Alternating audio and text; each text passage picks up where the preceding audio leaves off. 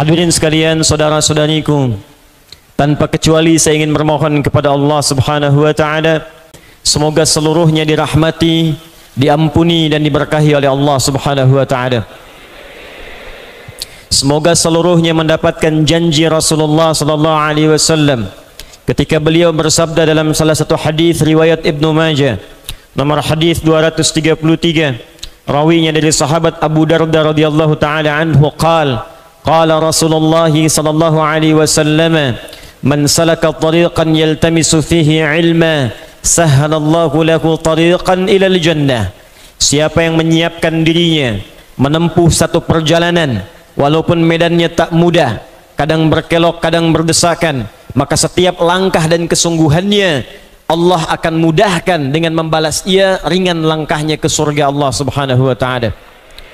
Semoga Allah mengabulkan apa yang telah Nabi janjikan pada apa yang disampaikan oleh Imam Al-Bukhari dalam kitab sahihnya di Kitabul Ilmi, kitab urutan yang ketiga dalam Sahih Al-Bukhari setelah kitab Badul Wahyi, Kitabul Iman, Kitabul Ilmi, nomor hadis ke-71 dari Muawiyah bin Abi Sufyan radhiyallahu taala anhu, anin Nabi sallallahu alaihi wasallam qala man yuridillahu bihi khaira yufaqqihhu fid din. Nabi menyampaikan siapapun yang diinginkan oleh Allah berubah menjadi orang baik, memiliki sifat-sifat baik. Anda kalau disebut baik oleh orang Surabaya, jangan dulu berbahagia, karena boleh jadi yang di Sidoarjo belum tentu menilai kita baik.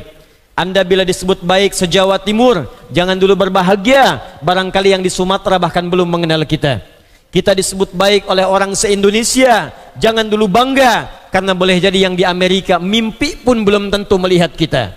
Tapi kalau Allah menyebut kita baik, Rasulullah menilai kita baik, maka seluruh penduduk langit dan bumi akan mengatakan kita adalah yang terbaik. Maka jika seseorang diinginkan berubah menjadi orang baik, berubah menjadi sifat-sifat yang baik, kata Nabi ciri pertamanya akan diberikan keringanan pada langkahnya, kelembutan pada hatinya untuk mau belajar tentang agamanya. Man yuridillahu bihi khaira yufaqqihhu fid din. Dan semoga siapapun yang hadir bersama kita pada malam hari ini, insyaallah seluruhnya akan menjadi orang-orang baik dalam pandangan Allah dan Rasulnya sallallahu alaihi wasallam. Hadirin sekalian, berbahagialah kita malam ini masih diberikan iman oleh Allah Subhanahu wa taala. Berbahagialah kita masih disebut dengan alladzina amanu. Berbahagialah kita masih disebut dengan al-mu'minun, karena ternyata panggilan ini bukan sekedar panggilan bagi orang-orang yang telah tertanam iman dalam jiwanya, tapi juga panggilan yang memberikan berita gembira, panggilan yang melahirkan keistimewaan, panggilan yang menghadirkan pujian langsung dari Allah Subhanahu wa taala. Tidak disebutkan dalam Al-Quran panggilan iman kecuali memberikan selamat, ucapan kebahagiaan, karena ia telah memiliki setengah daripada kunci surganya Allah Subhanahu wa taala. Quran surah kedua Al-Baqarah ayat ke-25, paling kanan sebelah atas posisinya di mushaf. Wa basyiril ladzina amanu wa amilus salihat anna lahum jannatin tajri min tahtihal anhar. Allah berfirman, wa basyiril ladzina amanu, Muhammad berikan kabar gembira kepada siapa ya Allah? Alladzina amanu, kepada orang-orang yang telah memiliki iman dalam jiwanya. Wa amilus salihat, kemudian imannya membimbing dia untuk mengumpulkan amal saleh. Anna lahum jannatin tajri min tahtihal anhar, bagi mereka itu berikan kabar gembira sebelum mereka wafat. Jadi ada orang yang diberikan kabar gembira oleh Allah sebelum ia wafat. Anna lahum jannatin tajri min tahtihal anhar. Anna menggunakan huruf taukid. Dalam ilmu nahwu disebut harfu taukidin wa nasbin, tansibul isma wa tarfa'ul khabara. Huruf taukid yang menguatkan sebuah informasi, nasab yang menancapkan kekuatan pada informasinya, tansibul isma, dia akan menguatkan pada yang disebutkan, wa tarfa'ul khabara, dan mengangkat informasi pada apa yang disampaikan. Kata Allah, angkat orang-orang ini, tanamkan dengan kuat pada jiwanya bahwa aku akan jamin, aku siapkan surga untuk mereka saat pulang kepadaku. Siapa mereka ini? Alladzina amanu wa amilus salihat. Jika memiliki dua syarat dalam hidupnya, satu iman tertanam dalam jiwanya, yang kedua yang amal saleh yang dia kumpulkan dalam hidupnya. Jadi orang yang telah beriman, dia telah mendapatkan setengah dari kunci surga yang disiapkan oleh Allah Subhanahu wa taala. Maka berbahagialah jika malam ini kita masih termasuk dalam golongan orang-orang beriman. Hadirin, iman tidak disebutkan dalam Al-Quran kecuali membahirkan janji, memberikan janji akan menajamkan dan menghunjamkan ketenangan pada jiwa pemiliknya. Quran surah ke-48 Al-Fatah ayat yang keempat. Huwallazi anzala as-sakinata fi qulubil mu'minin liyazdadu imanan ma'a imanihim. Dialah Allah yang berjanji akan menanamkan ketenangan, sakinah dalam setiap jiwa. Jiwa siapa? Qulubil mu'minin, jiwa orang-orang yang beriman. Jadi jika kita beriman pada Allah subhanahu wa ta'ala dengan keimanan yang benar, kata Allah, saya akan jamin, saya tanamkan ketenangan dalam jiwa setiap orang-orang beriman, supaya mereka yakin dengan iman itu ada kemantapan dalam jiwa dan bertambahlah keyakinannya kepada Allah subhanahu wa ta'ala. Tidak disebutkan iman dalam Al-Quran kecuali Allah menjamin dengan iman itu akan memberikan keamanan pada pemiliknya dalam hidup dunianya, alam kuburnya, sampai dengan akhiratnya. Itu yang disebutkan dalam Quran surah ke-6 Al-An'am ayat ke-82.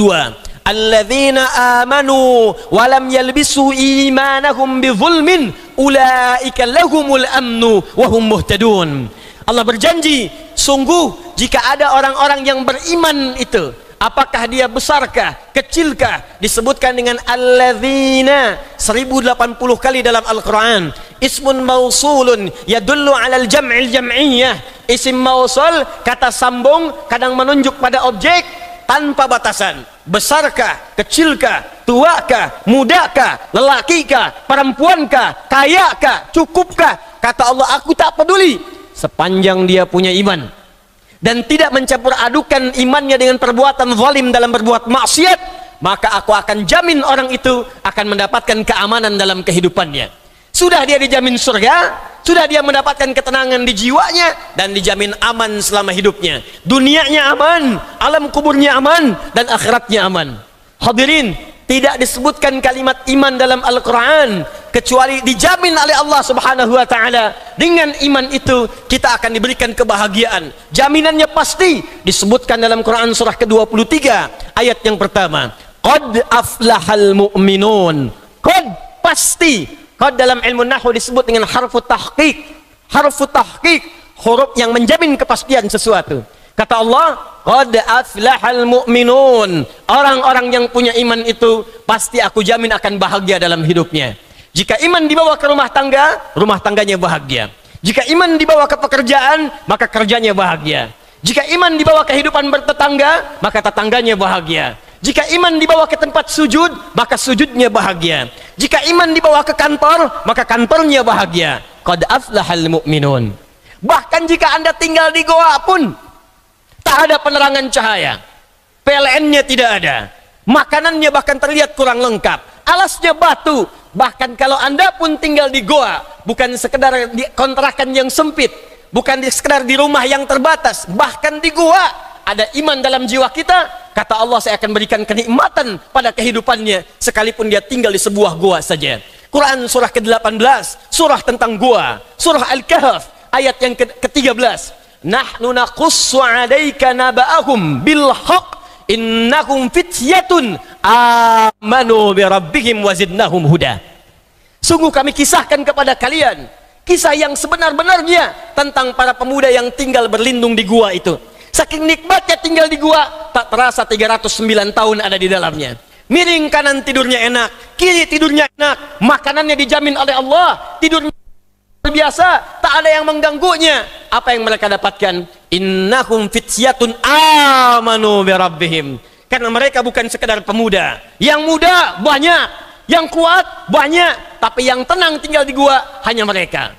Kenapa? Amanu bi rabbihim, karena ada iman dalam jiwanya.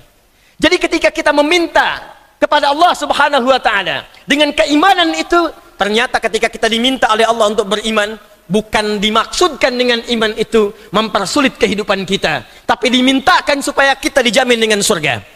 Ayo beriman. Kenapa ya Allah? Supaya aku masukkan engkau di surga nanti. Ayo beriman. Kenapa ya Allah? Supaya engkau bahagia.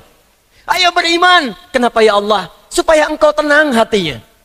Ayo beriman. Kenapa ya Allah? Supaya engkau aman di hidupmu. Tenang, aman, Ayo beriman. Kenapa ya Allah? Supaya nyaman kehidupanmu. Karena itu tidak pernah disebutkan kalimat panggilan iman. Ya ayyuhalladzina amanu. Disebutkan 68 kali dalam Al-Quran. Ya ayyuhalladzina amanu. Tidak pernah disebutkan kalimat ini dalam Al-Quran ketika disampaikan pada para nabi dan para sahabat radhiyallahu taala anhum, pada Nabi Muhammad sallallahu alaihi wasallam dan kepada seluruh sahabat-sahabatnya, kecuali mereka akan menyambut gembira. Turun ayat ya ayyuhalladzina amanu, mereka tidak akan bertanya apa yang akan diturunkan, tapi yang pertama kali muncul dalam jiwa mereka, alhamdulillah, Allah masih menyebut kami orang-orang beriman. Siap ya Allah, sami'na wa ata'na. Apa yang kau perintahkan? Kutiba alaikumus syiyam. Tak ada pertanyaan lagi, mereka kerjakan puasanya. Ya ayyuhalladzina amanu, alhamdulillah ya Allah, engkau masih menganggap kami beriman. Apa perintahnya ya Allah? Aufu bil ahd. Aufu bil uqud. Tepati janji. Siap ya Allah. Setiap muncul kalimat orang-orang beriman, maka muncul kebahagiaan dalam jiwanya. Sekarang pertanyaannya, apakah iman yang kita miliki sampai malam ini sudah membuat hati kita tenang? Jangan-jangan kita mengaku beriman, tapi gelisahnya itu masih banyak tertanam dalam jiwa. Ustadz belum datang sampai maghrib, masih gelisah. Sampai isya belum datang, bikin status. Ustadznya belum datang, masjidnya gerah ya. Lantas di mana imannya kita simpan? Sedikit macet, langsung bikin status. Surabaya macet ya. Dan tidak melahirkan solusi. Lantas di mana iman yang dijanjikan melahirkan ketenangan itu? Di mana iman yang dijanjikan melahirkan keamanan itu? Di mana iman yang dijanjikan melahirkan kedamaian hidup itu? Atau jangan-jangan iman yang dimaksudkan oleh Allah, yang ditanamkan pada jiwa kita, belum sepenuhnya kita hayati dengan benar, dan belum jadi bimbingan dalam kehidupan kita, sehingga belum meraih 5 hal yang dijanjikan tadi. Itulah yang menjadikan kita insya Allah akan membalas dan membahas pada malam hari ini apa yang dimaksudkan esensi iman dalam Al-Quran dan Sunnah yang kita bisa bawa dalam kehidupan sehingga melahirkan 5 hal yang tadi dijanjikan. Mari kita bahas dengan tenang. Silahkan posisinya dinyamankan sehingga kita bisa fokus untuk membahas apa yang telah kita uraikan dan kita janjikan dalam tema kita dalam kesempatan malam hari ini. Siap insya Allah? Baik. Allahu Akbar. Bismillahirrahmanirrahim. Tersebut dalam Al-Quran, jika seorang yang beriman menginginkan 5 kemuliaan tadi yang dijanjikan, 1, diberikan ketenangan dalam jiwanya. Yang kedua, dijamin kebahagiaan dalam hidupnya. Yang ketiga, dijamin keamanan dalam kehidupan di 3 alamnya, dunia, alam kubur, akhirat. Yang keempat, dijamin kenikmatan dalam hidupnya walaupun hidup di suasana yang sangat terbatas. Rizkinya kelihatan terbatas, di rumah nampak terbatas, tapi tenang, enak hidupnya seperti pemuda yang di gua itu. Dan yang kelima, mendapat berita gembira masuk surga sebelum dia wafat. Maka untuk mewujudkan itu, tersebut isyarat dalam Al-Quran, setidaknya orang-orang yang beriman itu mesti memenuhi 2 syarat utama seperti tersebut dalam Al-Quran dan Sunnah Rasulullah SAW. Syarat itu yang coba kita akan bahas di pertemuan malam hari ini, dan mudah-mudahan keluar dari masjid ini, selesai di pertemuan ini, kita semua mendapatkan 5 hal yang dijanjikan insya Allah. Tidak cukup dengan amin, kita belajar dulu. 1, orang-orang yang beriman itu disebutkan oleh Allah Subhanahu wa ta'ala mesti mengaktualisasikan, menerjemahkan, mengamalkan pengertian iman itu sesuai dengan yang dimaksudkan Al-Quran. Karena ada orang-orang yang mengatakan saya beriman tapi tidak mengamalkan pengertian imannya seperti pengertian yang diinginkan Al-Quran. Apa pengertian iman yang diinginkan oleh Al-Quran? 1 kalimat saja yang dimaksudkan iman dalam Al-Quran, bahkan ditetapkan dalam kaidah bahasa Arab, la yuzkarul imanu illa bima'nal yaqini bila syakkin. Tidak disebutkan kalimat iman bahkan dalam Al-Quran kecuali mengandung arti keyakinan tanpa ragu. Yakin, jangan ragu. Yakin, tidak boleh ragu. Karena itu ketika disebutkan kalimat iman pertama dalam Al-Quran, maka kalimatnya disandingkan dengan kalimat yakin tanpa ragu. Al-Baqarah ayat yang kedua sampai 3. Dzalikal kitabu la raiba fi hudal lil. Siapa hudalil muttaqin itu? Ayat 3-nya. Alladzina yu'minuna bil ghaib. Jadi ketika Allah membuka dengan kalimat alladzina yu'minuna bil ghaib, orang-orang yang yakin pada Allah walaupun tak nampak dalam pandangannya, bagaimana dia bisa yakin itu? Kata Allah, la raiba fi, jangan pernah ragu. Al-yaqin bila syak, mesti yakin, jangan pernah ragu sedikit pun. Kata Allah beriman pada Al-Quran, yakin, jangan ragu. Kata Allah beriman pada seluruh perintahku, yakin ya Allah tanpa ragu. Kata Allah beriman pada sebuah larangan-laranganku, yakin ya Allah tanpa ragu.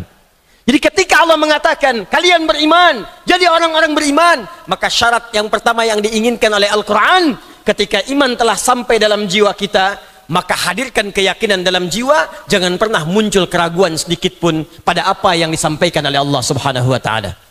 Jelas? Fokus.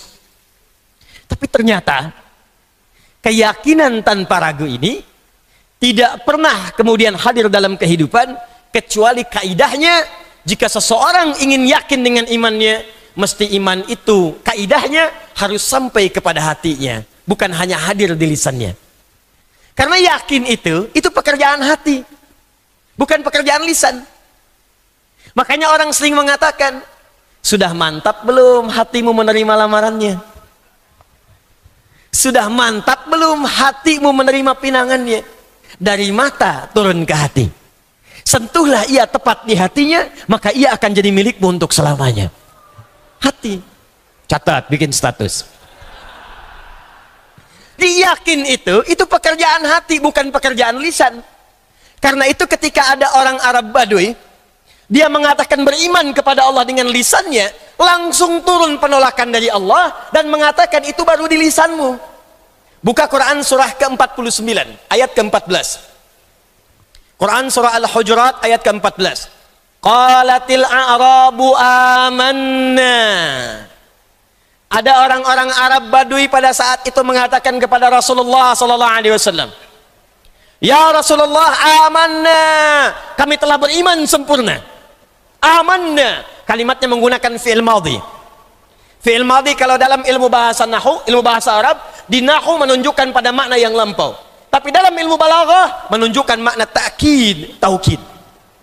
Orang itu ingin mengatakan, "Ya Rasulullah, saya sampaikan pada Anda, saya yakinkan dengan taukid, kami telah beriman."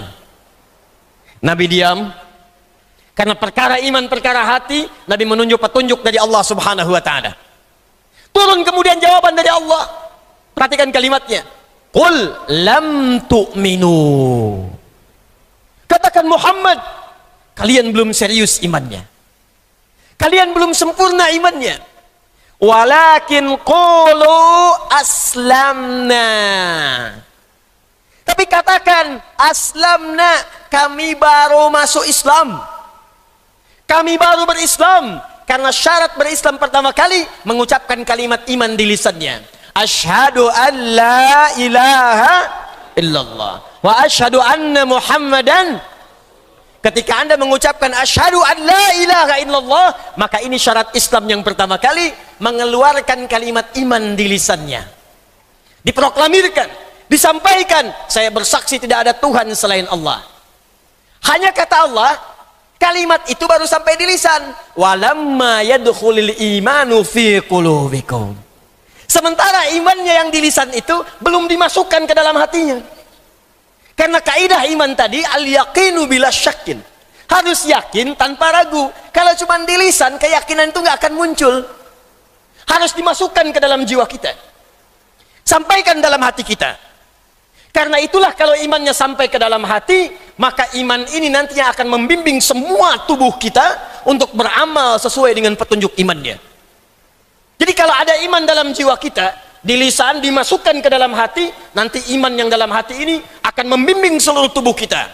Mata kita akan dibimbing menggunakan iman, telinga kita dibimbing menggunakan iman, lisan kita dibimbing menggunakan iman, tangan kita dibimbing menggunakan iman, sampai ke kaki kita. Karena itu Al-Imam Al-Bukhari, Muhammad bin Ismail bin Ibrahim bin Al-Mughirah bin Al-Bardizbah Al-Ju'fi Al-Bukhari Al-Khurasani Al-Uzbekistani mengarang sebuah kitab yang disebut dengan Al-Jami' As-Sahih Al-Musnad Al-Mukhtasar min umuri Rasulillah sallallahu alaihi wasallam wa sunanihi wa ayyamihi. Coba ulangi. Disingkat dengan Sahih Al-Bukhari. Sahih Al-Bukhari berisi 97 pembahasan. Jadi di Sahih Al-Bukhari itu ada 97 pembahasan, 97 kitab. Bab yang keduanya setelah kitab Badul Wahyi disebut dengan Kitabul Iman. Beliau membuka kalimat Kitabul Iman berisi 57 hadis. Beliau sampaikan di pembukaannya, Al-imanu qaulun wa amalun. Al-imanu qaulun wa amalun. Iman itu pertama diucapkan dengan lisan, tembus ke dalam hati, dari hati ini akan dibimbing menjadi amalan dalam kehidupan. Karena itu ketika Allah menyebutkan fungsi tubuh kita, sebelum disebutkan fungsi tubuhnya, maka disebutkan kalimat imannya. Contoh, Quran surah ke-24 An-Nur, ayat 30 untuk laki-laki, 31 untuk perempuan. Kita punya mata. Apa fungsi mata? Melihat. Bagus. Tapi ternyata kambing pun melihat. Ternyata elang pun melihat. Dan mata elang lebih tajam dibandingkan kita. Elang naik ke atas udara, di atas Surabaya, anak ayam kelihatan. Anda naik pakai Garuda, di atas langit Surabaya, anak sendiri tak nampak. Tapi celakanya mata elang tidak dihisap, mata kita dihisap. Quran surah ke-17 ayat 36. Wala taqfu ma laysa laka bihi ilmun innas sam'a wal basara wal fuada kullu ulaika kana anhu mas'ula. Hei, jangan cepat mengikuti apa yang tidak engkau tahu ilmunya. Sungguh pendengaranmu, pandanganmu, matamu, dan apa yang kau fikirkan satu saat akan dihisab oleh Allah Subhanahu wa taala. Karena mata ini dihisab, maka dibimbing oleh iman kita bagaimana cara mata ini melihat supaya hisabnya ringan di hadapan Allah Subhanahu wa taala. Maka turunlah kalimat imannya sebelum kalimat fungsi matanya. Quran surah 24 ayat 30 untuk laki-laki. Ini yang membedakan mata kita dengan mata kambing. Ini yang membedakan mata kita dengan mata elang. Ini yang membedakan mata kita dengan mata binatang. Wa kullil mu'minina yaghuddu min absarihim.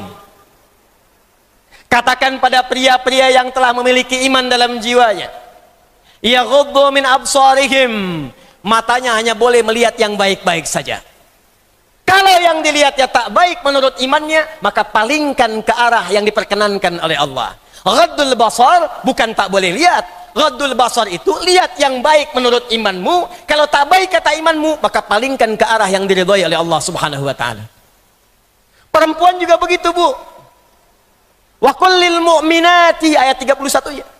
Dan katakan pada perempuan-perempuan yang punya iman dalam jiwanya, yaghdudna min absarihinna, maka imannya akan membimbing matanya untuk melihat yang baik-baik saja. Jikalau mata kita ini benar-benar dibimbing iman, ada iman dalam jiwa kita, maka mustahil mata ini akan dipakai melihat yang tidak baik. Gambar-gambar yang tidak baik lewat. Buka handphone, lihat Facebook, ada aurat terbuka, palingkan. Bahkan kata Al-Quran di Quran surah ketiga ayat 133, paling kanan sebelah atas di mushaf, wari'u ila maghfirah. Ada orang yang bergegas langsung istighfar, mengoreksi dirinya.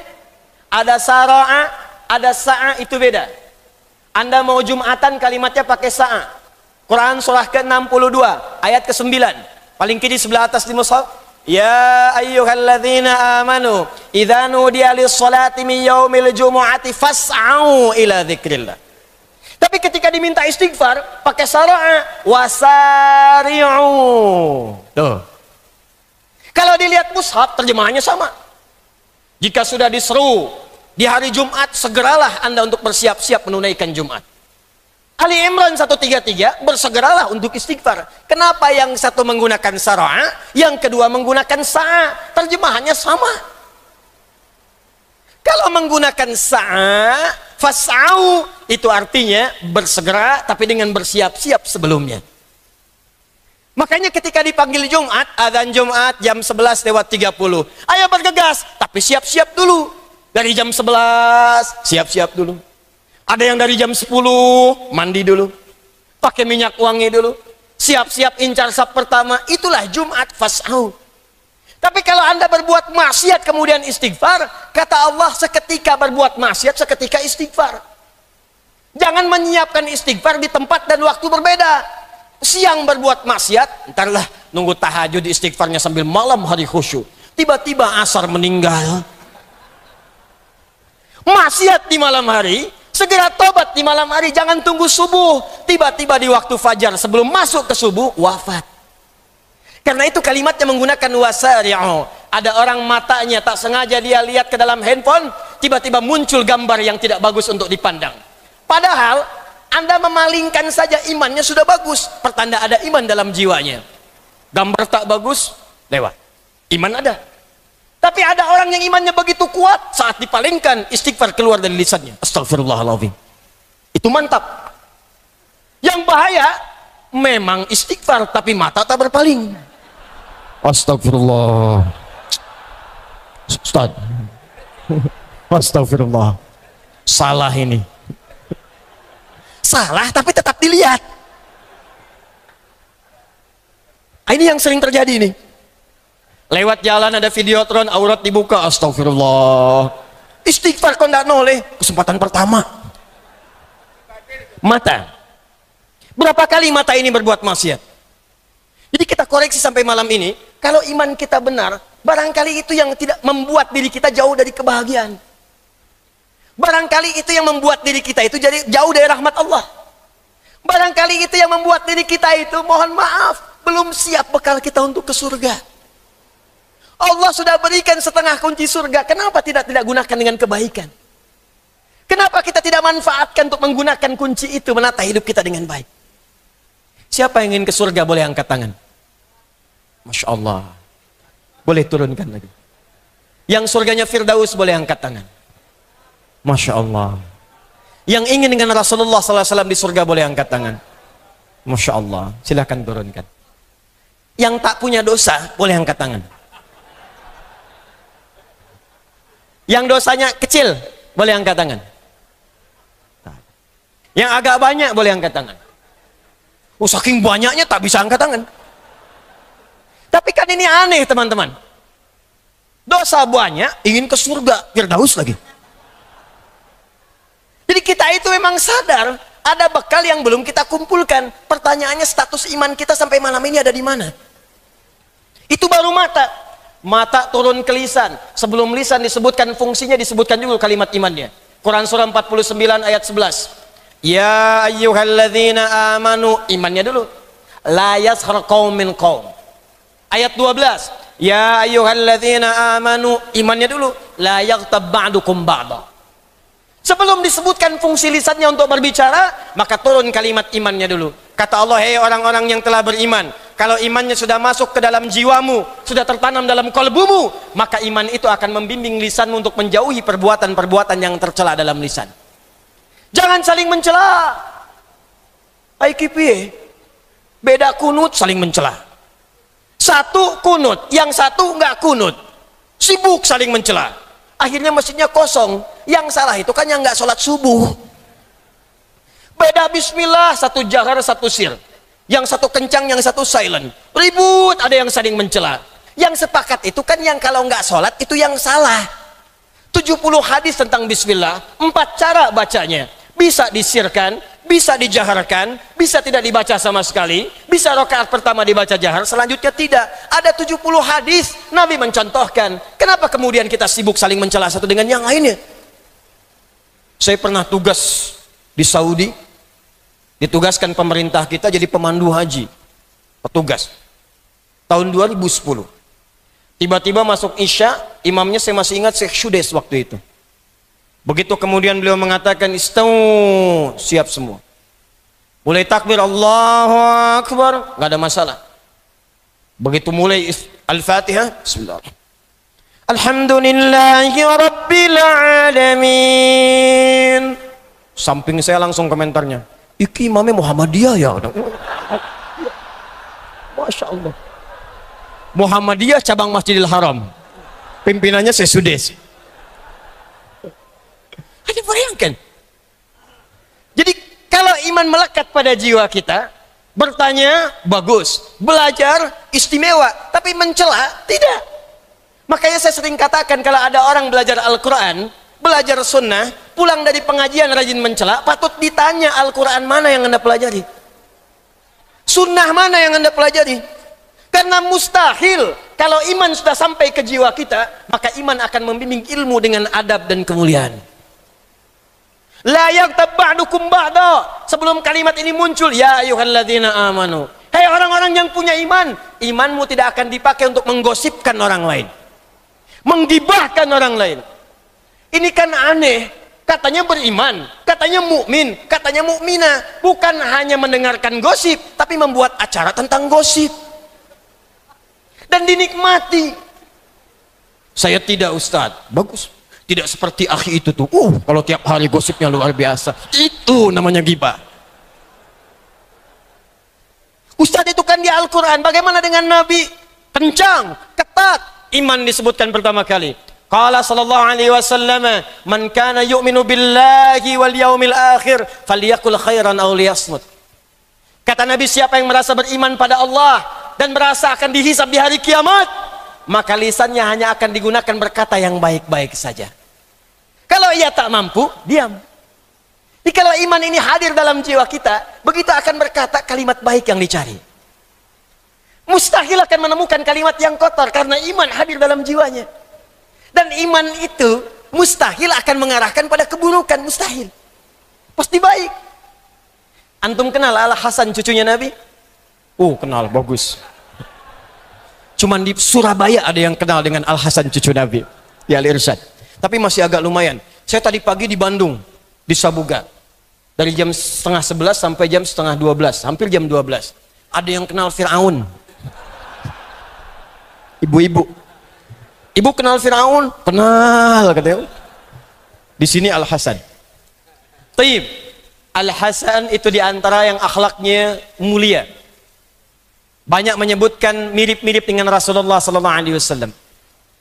Akhlaknya, kecintaannya pada Al-Quran, bahkan di wajahnya. Allahumma salli wa sallim wa barik ala Rasulullah SAW. Punya anak diberi nama dengan nama datuknya Muhammad. Dalam masa fitnah jalan-jalan, napaktilah saat beliau diasuh oleh Rasulullah SAW ke arah Awali. Kalau anda di Madinah, kemudian anda masuk dari Babus Salam, keluar kemudian di Baqi. Begitu keluar di pintu Baqi itu melewati makam Nabi SAW. Sahabat Abu Bakar As-Siddiq, Umar bin Khattab radhiyallahu taala anhuma, keluar dari situ, anda akan temukan Babu Jibril. Di depannya dulu semuanya adalah pintu itu langsung berhadapan dengan rumahnya istri Nabi SAW. Jadi begitu anda keluar dari pintu itu, di depan situ 5 meter itu pintu itu mengarahkan pada rumahnya istri Nabi SAW. Anda tarik garis lurus ke arah Baqi, miring sedikit ke kanan arah Awali. Itulah tempat Nabi suka mengajak sore-sore dua cucunya Al-Hasan dan Al-Husain untuk jalan-jalan mencari susu di sore hari. Napaktilah sepeninggal Nabi dalam masa fitnah kubra, beliau berjalan dengan putranya dicaci maki di perjalanan. Kamu begini, dicaci maki habis. Bukan satu huruf, bukan satu kalimat, satu buku dikumpulkan. Beliau menyimak dengan tenangnya. Fantalaqa, maka orang itu pergi. Faqala ibnuhu, maka anaknya Muhammad berkata pada bapaknya, ya abati lima lam tarud. Ada abi, ada buya, ada abati, beda. Abi panggilan hormat, hormat kita kepada orang tua. Buya panggilan sayang, sayang kita kepada ayah kita, atau sayang kepada sosok tertentu walaupun dia bukan ayah kita, tapi kita menyayanginya karena keistimewaan yang melekat pada dirinya. Bisa ilmu, bisa akhlak, Buya Hamka, bukan ayah kita, tapi keilmuan dan akhlaknya kita menyayanginya. Kalau Anda gabungkan Buya dengan Abi, maka kalimatnya berubah menjadi abati. Dalam Al-Quran kalimat ini sering disebutkan.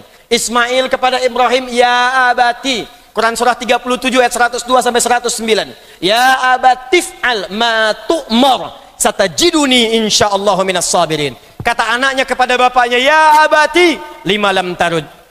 Pak, kenapa bapak nggak balas? Kenapa bapak nggak klarifikasi? Saya tidak seperti yang kamu kira. Kamu pun tidak sebaik yang kamu ucapkan. Kenapa bapak nggak balas? Perhatikan apa yang dijawab oleh Al-Hasan. Allahu Akbar. Wa ana la adri kaifa arud. Ya abati lima lam tarud, Pak. Demi hormat dan sayang nanda pada bapak, kenapa nggak dibalas? Kenapa nggak diklarifikasi? Kata Al-Hasan, wala adri kaifa arud. Bapak tuh nggak tahu bagaimana cara balasnya. Dicari-cari ke dalam jiwanya, kalimat apa yang pantas diucapkan, nggak ketemu, Pak, Bu. Dicari hanya untuk mengatakan saya tidak seperti yang kamu katakan. Takut menyakiti orang itu. Hanya untuk mengatakan kamu pun tidak lebih baik daripada yang kamu katakan. Takut salah ucap. Bapak nggak tahu bagaimana cara balasnya. Cucu Nabi SAW, pemuda penghulu ahli surga. Surga ada jaminannya. Dijaga dalam kebaikan dengan Qurannya. Akhlaknya mulia seperti datuknya. Ketika dicaci maki bahkan dengan satu buku pun beliau tak sanggup membalas karena tidak menemukan kosakata dalam jiwanya. Anda siapa? Cucu Nabi bukan. Sahabat Nabi bukan. Tetangga Nabi bukan. Surga belum ada jaminan.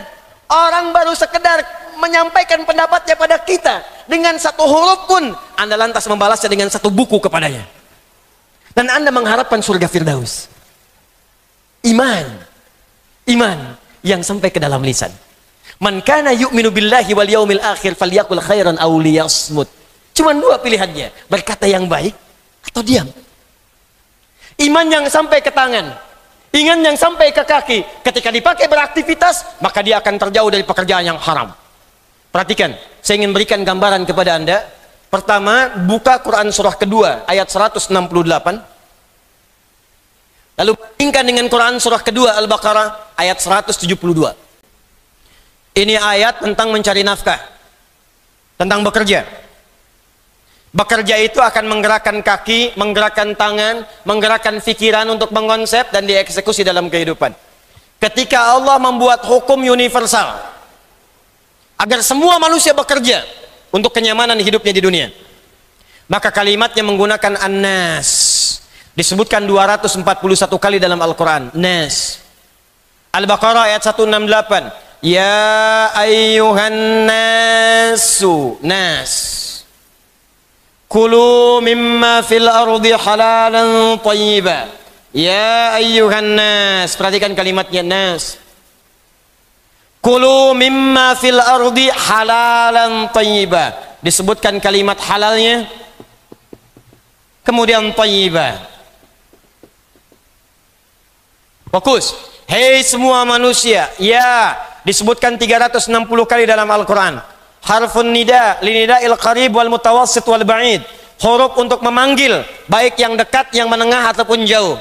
Ayyuha. Disebutkan 150 kali dalam Al-Quran. Ayyunya munada taukid. Haknya hak tanbih. Taukid menguatkan, hak mengingatkan. Hei semua manusia. Saya ingatkan hak. Saya tegaskan ayyu. Semuanya, baik yang dekat, menengah ataupun yang jauh dariku. Perhatikan, aku sampaikan, kulu mimma fil ardi. Silakan kalian bekerja. Silakan cari makan. Ini bahasa balaghah. Kalau di ilmu balaghah namanya dzikrul ba'dhi yuradu bihil kullu. Disebutkan sebagian yang dimaksud keseluruhan. Kalau di bahasa Indonesia ada namanya sinekdok pas prototo. Disebutkan sebagian yang dimaksud keseluruhan. Lawannya sinekdok totem pro parte. Disebutkan keseluruhan, lawannya sebagian. Indonesia dalam Piala Dunia usia 20 tahun akan mengalahkan Malaysia. Apakah semua orang Indonesia main bola dengan semua orang Malaysia? Sebagian.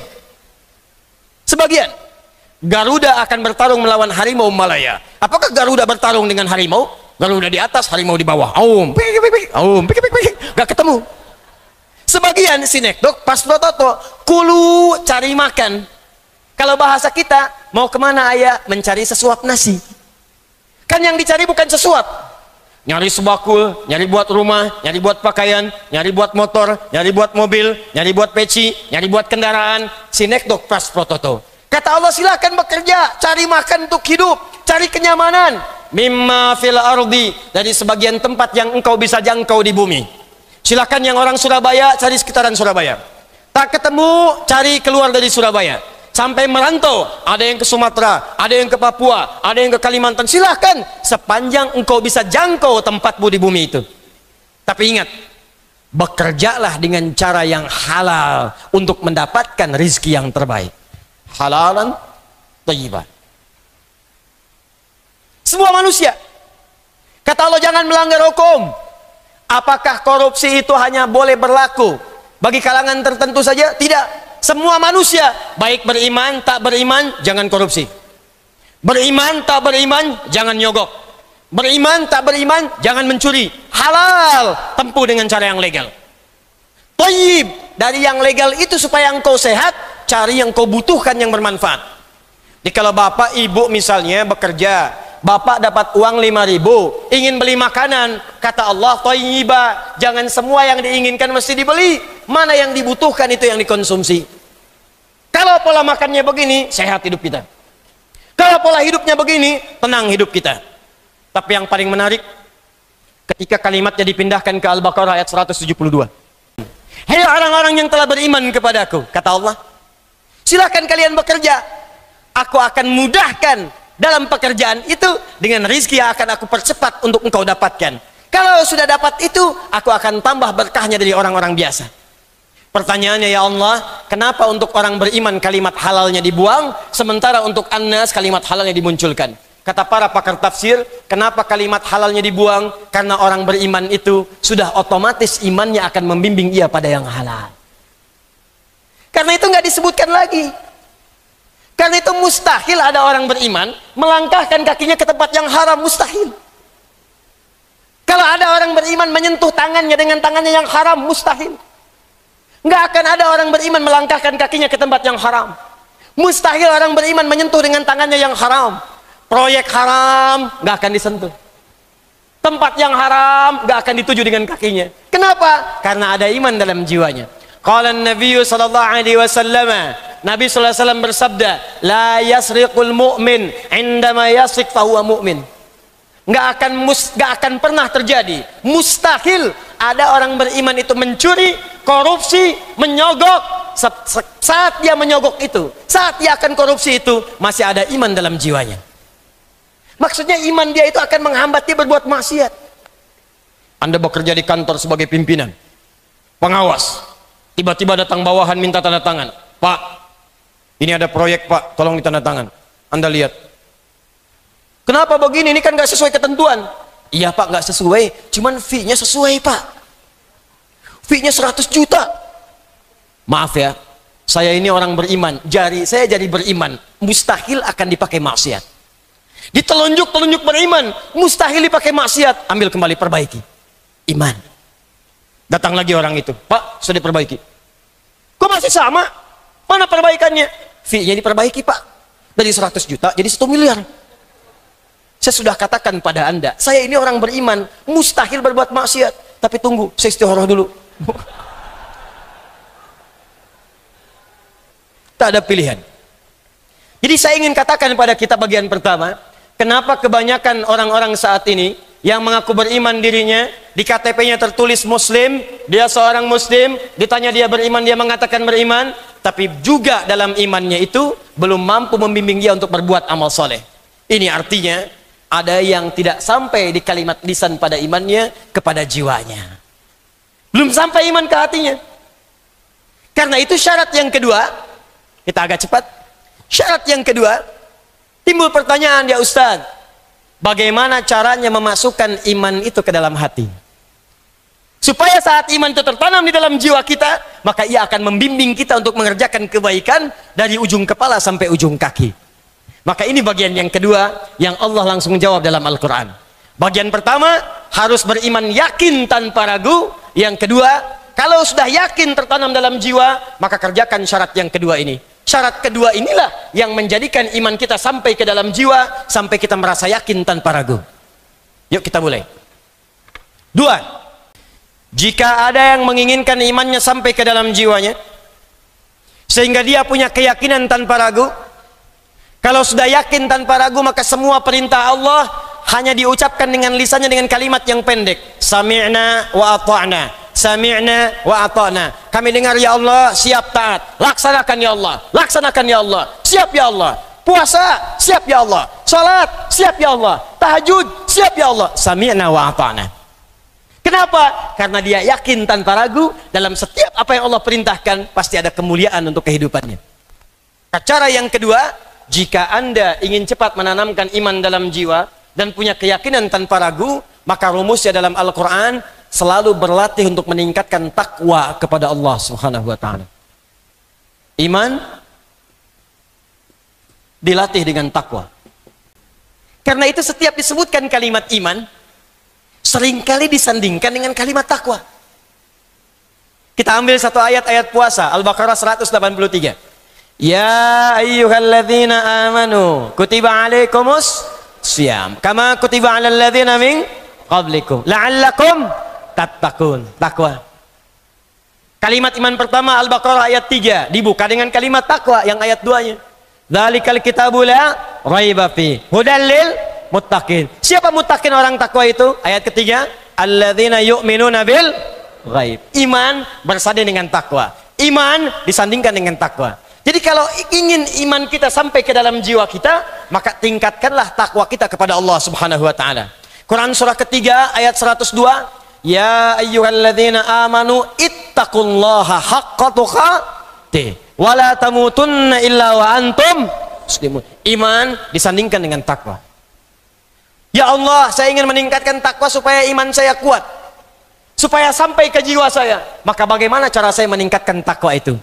Maka disebutkanlah kalimat takwa dengan semua turunannya 115 kali dalam Al-Quran. Takwa disebutkan 115 kali dalam Al-Quran. Lihat. Nanti kita, ini belum selesai, masih ada 2 bab lagi nih, ya. Satu babnya 1 jam. Fokus. Kalau kita ingin sampai pada derajat iman yang mantap, tertanam dalam jiwa, maka tingkatkan takwa. Sehingga derajat kita akan naik dari sekedar mukminin menjadi muttaqin. Bagaimana mencapai derajat takwa ini? Maka cari setiap kalimat takwa dalam Al-Quran, maka Anda akan temukan petunjuk meningkatkan takwa itu. Setidaknya ditemukan sebanyak 115 kali. Rahasia cepatnya, setiap ada kalimat takwa, itu pasti setelah atau sebelumnya akan ditemukan perintah untuk beramal soleh. Lihat urutannya. Iman, takwa, kemudian amal soleh. Kalau Anda imannya ingin kuat, maka tingkatkan takwa.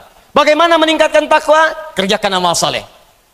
Bahkan kadang-kadang oleh Allah di-bypass. Takwanya kemudian ditutup, iman dan amal solehnya disandingkan. Begitu menyebutkan kalimat iman, amal solehnya muncul. Buka Quran surah 103. Walas innal insana lafi illalladzina amanu iman wa amilus salihat. Takwanya ditutup. Buka Quran surah kedua ayat 25. Wa basyiril ladzina amanu wa amilus salihat. Iman, amal soleh, takwanya ditutup. Seakan-akan Allah ingin menyampaikan, hei, kalau imanmu ingin mantap, perbanyak amal soleh. Ketika engkau perbanyak amal soleh, maka statusmu akan naik, bukan sekadar mukmin yang beriman, tapi muttaqin.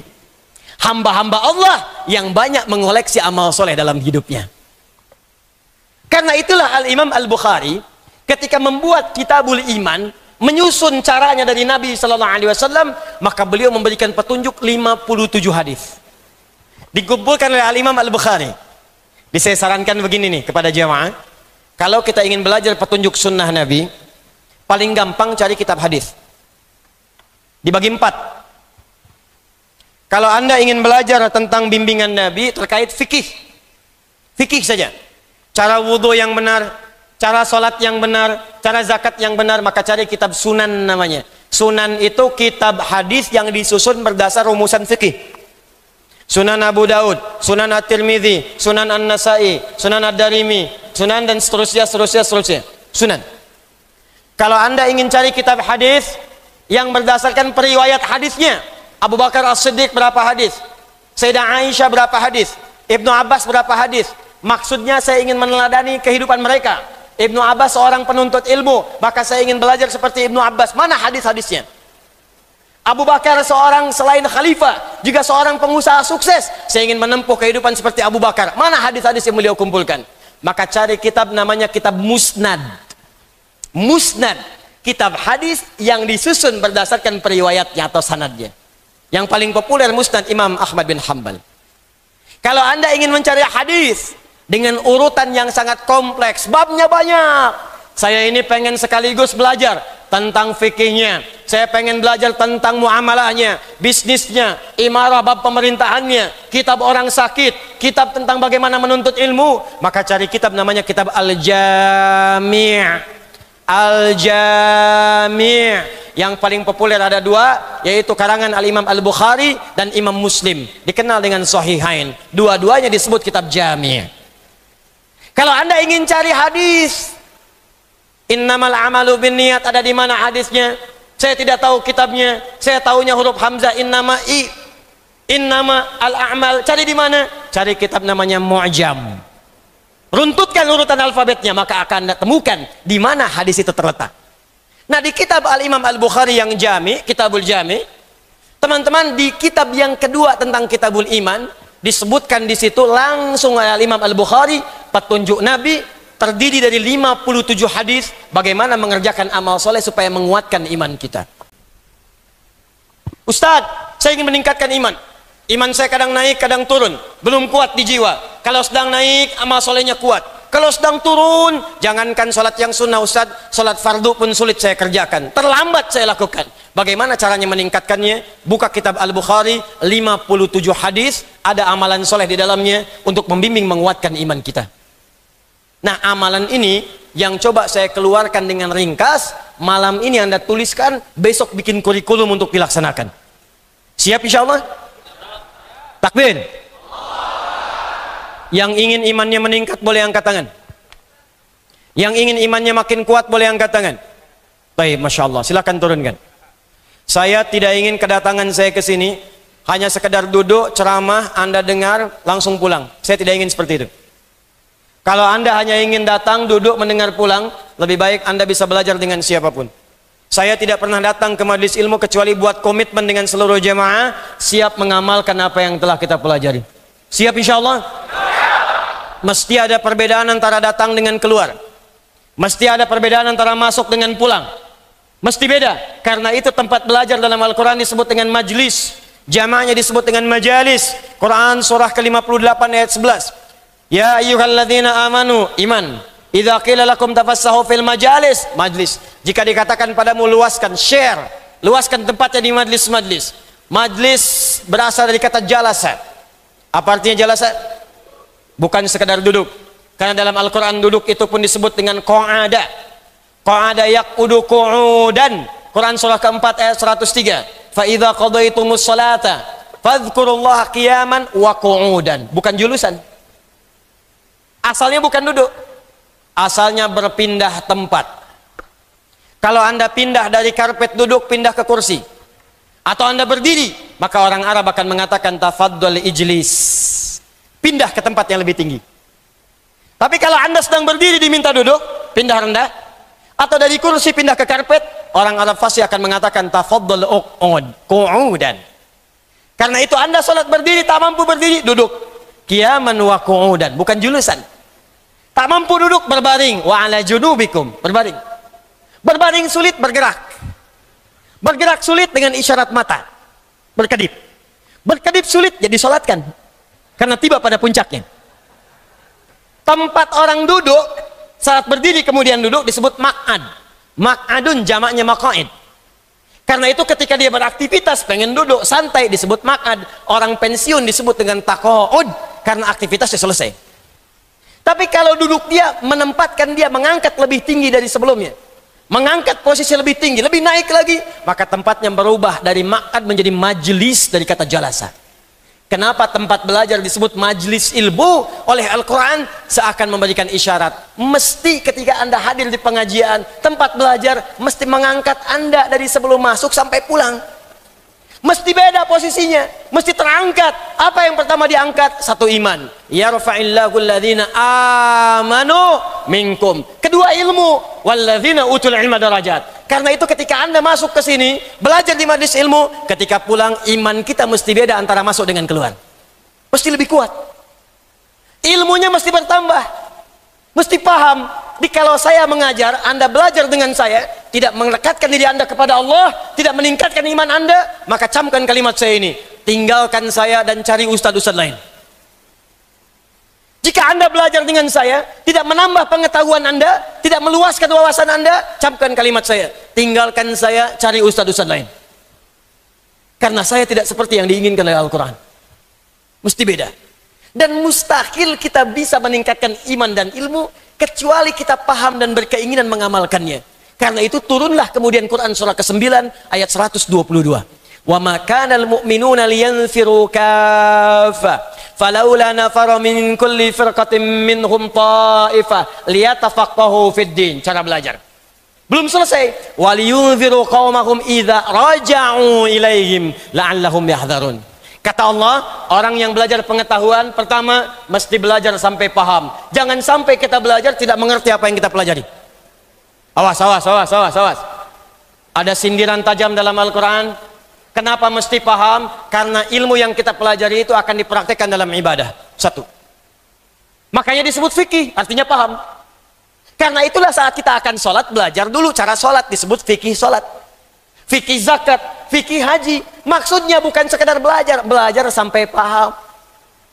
Coba lihat sindiran Al-Quran, tajam sekali walaupun halus. Kata Allah, ada orang sholat bahkan tidak paham apa yang ia kerjakan dan ia lakukan dalam sholatnya.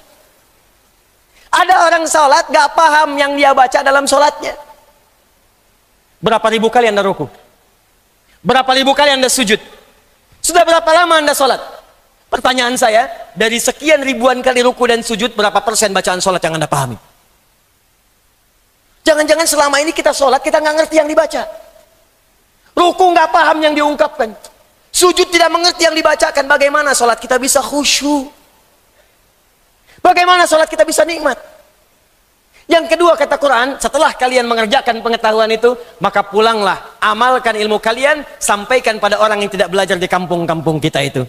Maka jika ada orang yang belajar seperti ini, paham, komitmen mengamalkan, maka status belajarnya sama dengan mujahid fi sabilillah. Karena ayat ini diturunkan untuk mengajak orang-orang yang sedang senang berjihad untuk diberikan alternatif pada jihad bentuk yang lain, yaitu jihad dengan ilmu. Sama persis kata Allah, yang berangkat ke medan perang, yang berjihad di medan perang dengan yang belajar di majlis ilmu, maka nilainya sama-sama mujahid, syahid di surganya bersama Nabi SAW. Turun Quran surah keempat ayat 69. Wa may yuti'illaha war rasula fa ulaika ma'al ladzina an'ama Allahu 'alaihim minan nabiyyina was-siddiqina wasyuhada was-salihin wa hasuna ulaika rafiqa. Bisa ingin komitmen dulu? Siap insyaallah kita memahami? Siap mengamalkan? Ketika Anda mengatakan siap dengan keikhlasan hati kita, maka saat itulah status kita saat ini berubah menjadi mujahid fi sabilillah. Kalau wafat keluar majlis ini, seketika statusnya syahid syuhada. Masya Allah. Mau seperti itu? Jangan dulu, kita belum selesai taklimnya. Tapi kita tidak bisa memilih. Ya. Awas, sebelum saya lanjutkan, tapi saya ingatkan, jihad pun di medan perang bukan asal-asalan kemudian mengangkat senjata dan melukai orang. Karena jihad asalnya bukan menyerang, tapi lebih kepada membela diri dalam kebenaran dan kebaikan yang dibenarkan oleh agama. Ingat, kalau ada yang ngajak-ngajak, ayo bom orang, tembak orang, tusuk orang dalam suasana yang tidak dibenarkan, maka jangan ikuti. Karena resikonya itu sama dengan pesan kapling di neraka jahanam. Quran surah An-Nisa, surah yang keempat, ayat 92 sampai 93. Wa may yaqtul mu'minan muta'ammida fajazauhu jahannam wa ghadiballahu alaihi wa la'anahu wa 'adda lahu 'adzaban 'azima. Siapa yang sengaja merencanakan pembunuhan apalagi pada satu orang beriman, maka dia sama saja sudah pesan kapling di neraka jahanam. Dia akan mendapatkan murka Allah, dilaknat oleh malaikat, dan dijanjikan siksa yang sangat berlipat. Orang beriman mana yang pesan kapling di neraka jahanam?